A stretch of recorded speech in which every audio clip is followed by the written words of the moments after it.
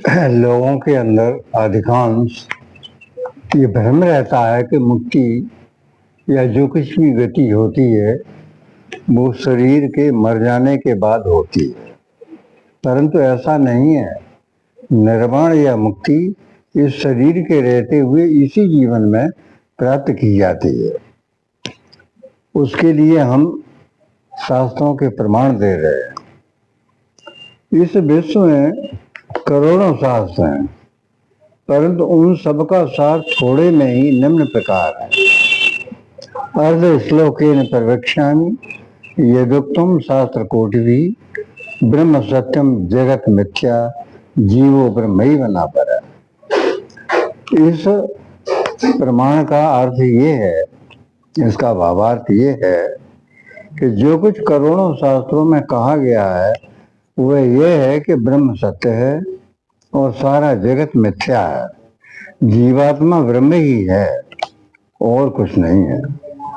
स्वयं को ब्रह्म से अलग मानने का भ्रम त्याग दें। ब्रह्म जीव जगत एक ही है, ये भिन्न भिन्न नहीं है।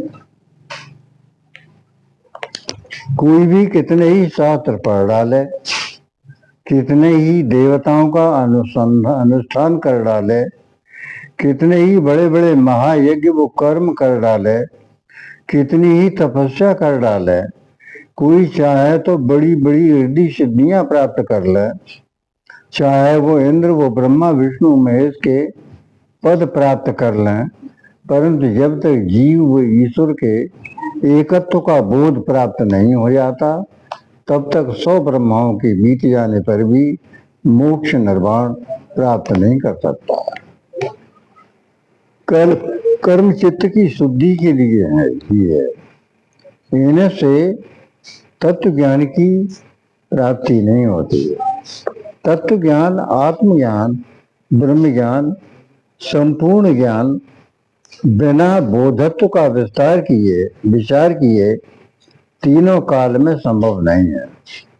ये वेदांत का डिंडम घोष है। ये निश्चित है कि बिना द्वैत के अद्वैत नहीं पाया जाता है, परंतु हमेशा द्वैत में ही पड़े रहना भी कोई बुद्धिमानी का कार्य नहीं। ईश्वर न तो किसी पर कृपा करता है न किसी पर कठोरता का व्यवहार करता है। आपका स्वयं का पुरुषार्थ ही सब कुछ है।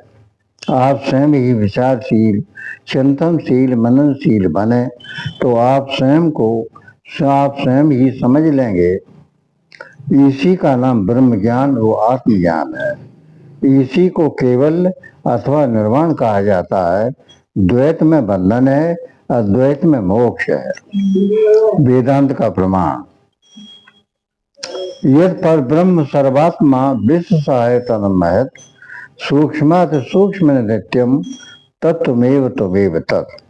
इसका भावार्थ ये है, पर ब्रह्म सबकी आत्मा है, सारे विश्व में व्याप्त है। वह ब्रह्म सूक्ष्म से भी सूक्ष्म है। वही ब्रह्म तुम ही हो और तुम ही पर ब्रह्म हो। इस प्रकार से, इस प्रमाण से ये स्पष्ट है कि जीवात्मा और परमात्मा में कोई अंतर नहीं।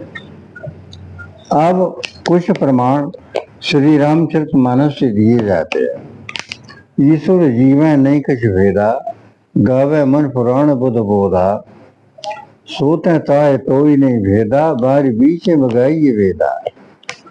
रजत शीत में भाष्यम यथा भानु करिबार, यद्यपि मृषाते हूँ काल माँ, भ्रमण सके कोई टार। अरे पागल पिशाच की तरह कहाँ घूम रहे हो? वह तो जड़ चेतन सभी में है। तुम स्वयं ब्रह्म स्वरूप ही हो, आत्म स्वरूप हो। शरीर नाश होने पर भी आपका अस्तित्व तो बचा ही रहता है। तुम सदैव ज्यों की तो बने रहते हो और मोक्ष स्वरूप भी हो। परमात्मा तुम स्वयं ही हो। महाकाश, मठाकाश और घटाकाश ये उपाधि के कारण ही पृथक जान पड़ते हैं। उपाधि मिट जाने पर ये सभी एक ही हैं। इसी प्रकार आपका शरीर का अहम मिट जाने पर आप में और ब्रह्म में क्या अंतर है, ऐसा कोई भेद नहीं है। कहा है अभेद दर्शनम मोक्ष संसार भेद दर्शनम। अभेद दर्शन से मोक्ष दर्शन होता है और भेद दर्शन से बंधन होता है। केवल विचारों की दृढ़ता की आवश्यकता है। सारा संसार ब्रह्म स्वरूप ही तो है।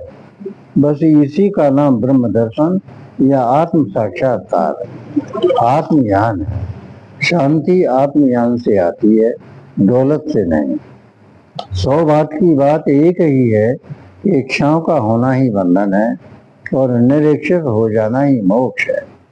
यही परम पद है, यही निर्वाण है, यही भावातीत अवस्था है, यही विज्ञान है, यही सब कुछ है। परम सत्य की यही है। ओम शांति शांति शांति।